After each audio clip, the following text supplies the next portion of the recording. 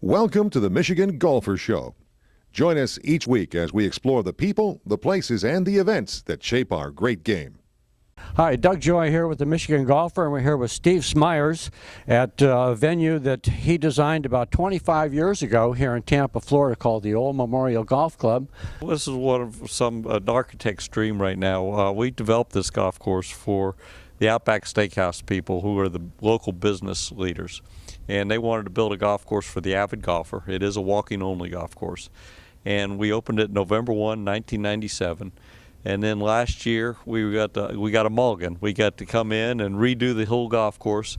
And we've revisited the course. The shot making is still the same, but the way you read the golf course, the features, we went in and redeveloped some of the features. So the golf course aesthetically looks a little more inviting to the golfer. How do you know what to do when you're going to come out here and redo a golf course? I mean, who tells you what has to be done? Well, that's an interesting. I came up, I spent a lot of time out here. I played a lot of golf here. This is my home club.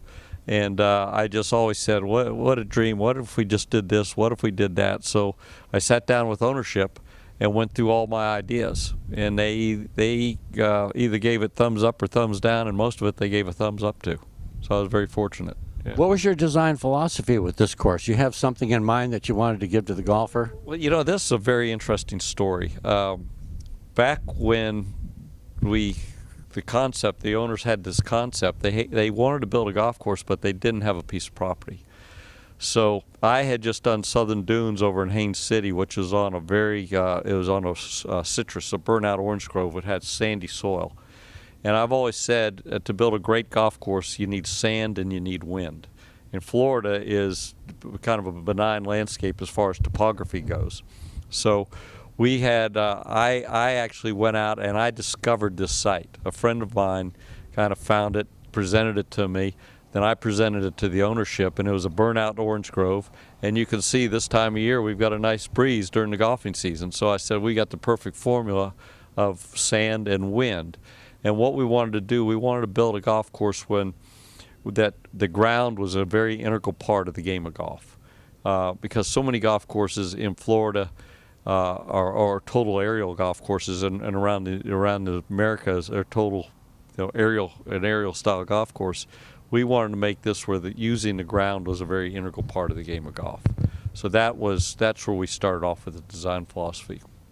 But we also wanted to give the golfer the ultimate trip or journey around the property, because when people talk about variety in a golf course, people think about shot making, left to right, right to left, uphill, downhill. That's a very big part of it.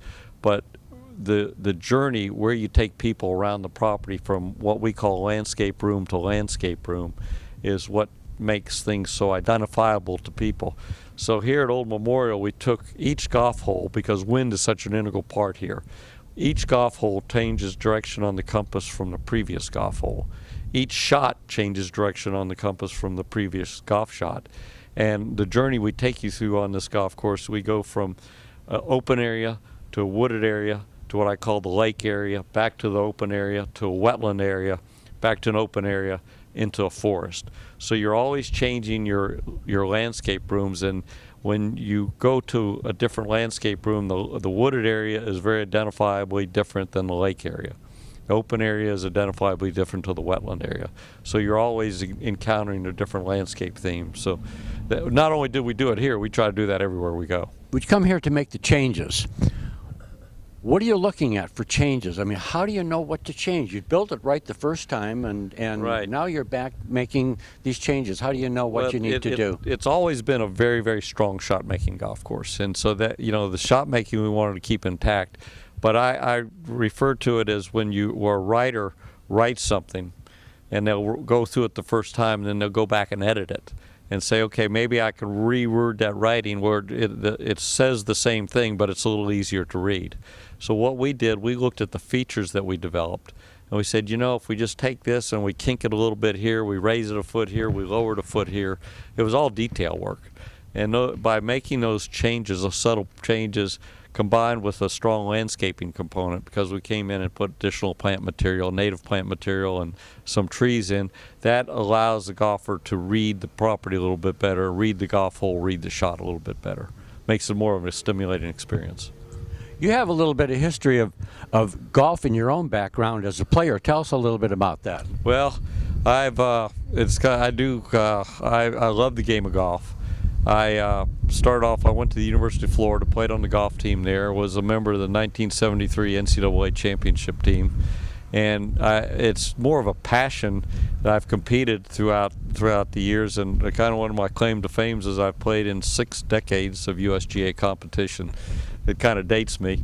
But my wife Sharon played professionally for 17 years. She's Australian but played on the LPGA Tour for 12 years.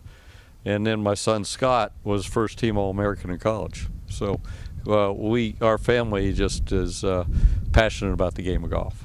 Steve, you came here from Texas when you were a teenager. You went to junior high school and high school in Texas, but you wound up over here at USF in Florida. How did that happen? University of Florida. University of Florida, yeah? Well, you know, I was fortunate. I actually met a fellow by the name of Doug Sanders, who was a well-known golfer of that generation. And Doug, I played golf with him. I played pretty good, and he recommended me to the golf coach there. And I ended up at the University of Florida playing golf, and just was infatuated with going to school in Florida. They had a great golf coach and a great golf program then, and an excellent university as well.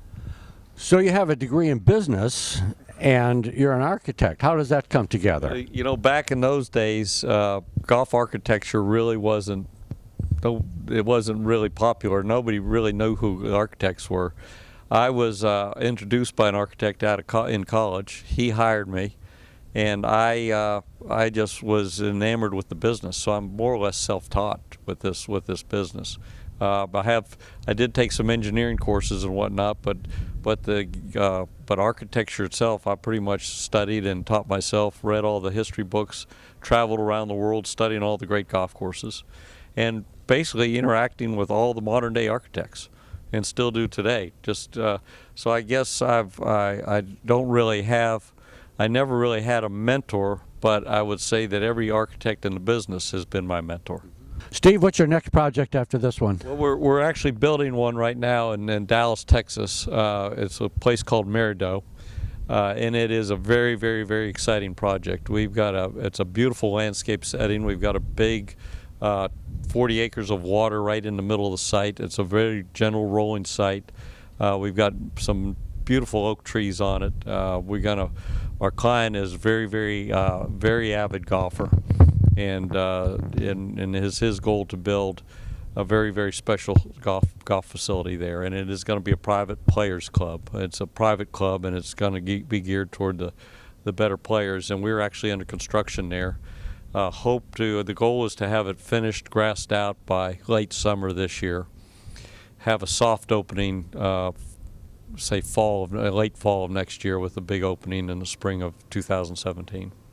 So you've got Texas going now. Anything beyond that on the horizon? Well, actually, I kind of left one out. We've got a beautiful project ongoing right now down in Ecuador, which is on the equator, on the Pacific Ocean.